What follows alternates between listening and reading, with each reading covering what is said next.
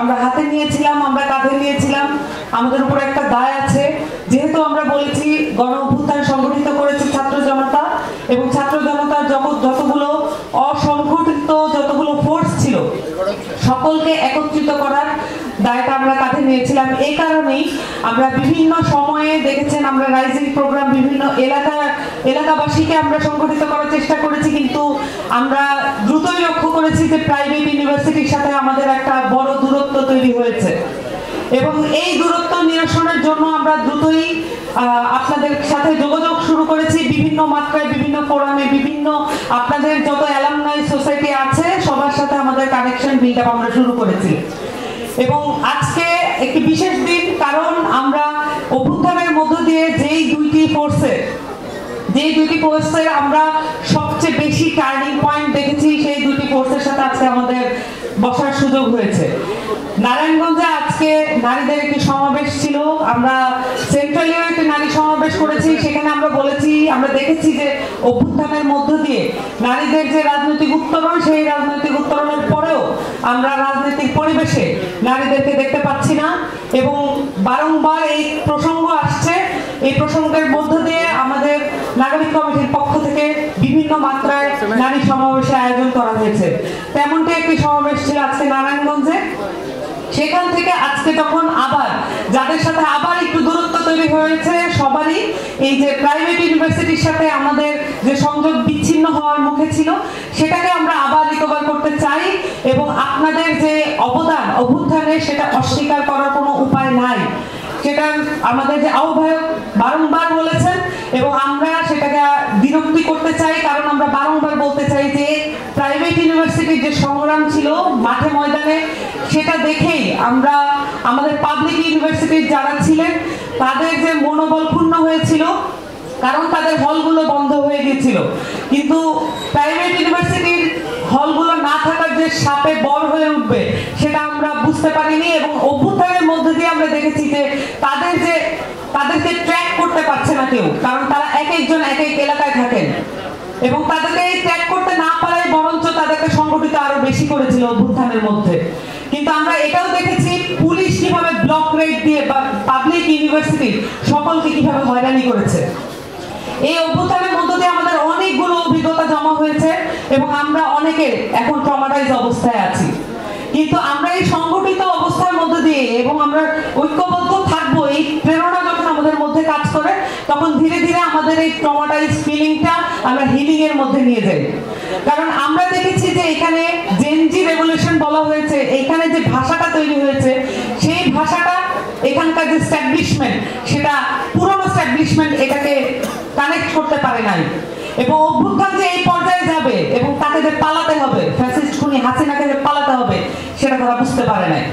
কারণ আমাদের ভাষার সাথে আপনাদের ভাষার সাথে তাদের অনেক ফারাক আছে। আমাদের যে ধরনের স্পিরিট আমরা বুকে লালন করি সেটা সুপ্ত অবস্থায় ছিল, কারণ আমাদের যে ধরনের নির্যাতন নিপীড়নের মধ্য দিয়ে কালেকটিভলি এই নেশন এগিয়ে গেছে, সেইটা আমাদের মধ্যে এক ধরনের চেতনা জাগ্রত করেছে, যেটা বিভিন্ন ভাষার মাধ্যমে আমরা সার্কেজম করেছি, আমরা বিভিন্ন সময় মিম বানিয়েছি, বিভিন্ন সময় ভিডিও বানিয়েছি, এবং র‍্যাপ সঙ্গীত হয়েছে এখানে বিভিন্ন জায়গায়। এই যে তরুণদের যে চেতনার সম্মেলন, এটাকে এই আধুনিকীকরণের সাথে পরিচিত নয় এখানকার স্ট্যাবলিশমেন্ট, এবং এইটা যে পরিচিত নয় এটা ছিল আমাদের পাওয়ার পয়েন্ট। এবং আপনাদের যে ল্যাঙ্গুয়েজ ডেভেলপ করেছে over the years of fascist regime, আপনাদের এই ল্যাঙ্গুয়েজের কারণেই এই ফ্যাসিস্ট রেজিম পতন হয়েছে, এটা অস্বীকার করার কোনো উপায় নেই। কিন্তু আমাদের এই অভ্যুত্থান পরবর্তী বাংলাদেশে আমরা দেখেছি যেই জায়গা থেকে এসেছে, সেই শ্রেণীতে, সেই দলে এবং সেই পরিচয় আবার বিলং করছেন। আমরা মনে করি আমাদের আইডেন্টিটি থাকবে, কিন্তু এই মুহূর্তে আমাদের সবচেয়ে বড় আইডেন্টিটি হচ্ছে আমরা অভ্যুত্থানকারী শক্তি, এবং অভ্যুত্থানকারী শক্তি হিসেবে আমাদের উপরে একটা পুনর্গঠনের শক্তিও আমাদের উপর ভর করেছে। আমাদেরকে এটা মাথায় রাখতে হবে, এবং আমরা চাই এই পাবলিক প্রাইভেটের এই বিভাজন আমাদের মধ্যে আর কাজ না করুক। কারণ এখানে যে বিভাজনটা মূলত তৈরি হয়েছিল সেটা হচ্ছে বাংলাদেশের শিক্ষা ব্যবস্থা। বাংলাদেশের শিক্ষা ব্যবস্থা কোনো ধরনের ইউনিফিকেশন নাই, এবং আমাদের এলাকাগুলোতে, আমাদের জেলায় জেলায়, বিভাগে বিভাগে কোনো ধরনের পাবলিক ইউনিভার্সিটি নাই। এবং সেটা ধারণ করতে না পারায় আমরা দেখেছি বিভিন্নভাবে পাবলিক ইউনিভার্সিটিগুলোতে আমাদের শিক্ষার্থীরা জমা হয়েছেন এবং তারা তাদের যেটা প্রাপ্য শিক্ষা সেটা অর্জনের চেষ্টা করছেন। কিন্তু এটা যে রাষ্ট্রীয় একটি ব্যর্থতা, সেই জায়গায় আমরা ভুলে গিয়ে যদি আমরা আমাদের বিভাজনের দিকে মনোযোগ দিই, তাহলে আমরা আমাদের যে প্রাপ্য অর্জন বা আমাদের যে অধিকার, সেই অধিকার থেকে আমরা পিছনে ফিরে যেতে হবে। এবং আমাদের যেই ধারাবাহিক সংগ্রামের ইতিহাস আছে ছাত্রদের, সেই ছাত্রদের ইতিহাস আসলে সেখানে প্রাইভেট পাবলিক কিন্তু আমাদের আগের ইতিহাসে ছিল না। এখন গিয়ে যেই জায়গাটা এসেছে সেখান থেকে আমাদেরকে ঐক্যবদ্ধই থাকতে হবে, আমাদের অন্যথা কোনো উপায় নাই। আমাদের সামনে আছে সংস্কার, আমাদের সামনে আছে বিচার, এবং এই বিচার যদি আমরা কালেক্টিভলি অর্জন করতে না পারি, তাহলে আমরা সকলেই এক ধরনের বিপদে নিমজ্জিত হব। এই বিপদ থেকে উত্তরণের জন্য আমাদের একমাত্র অস্ত্র হচ্ছে ঐক্যবদ্ধতা।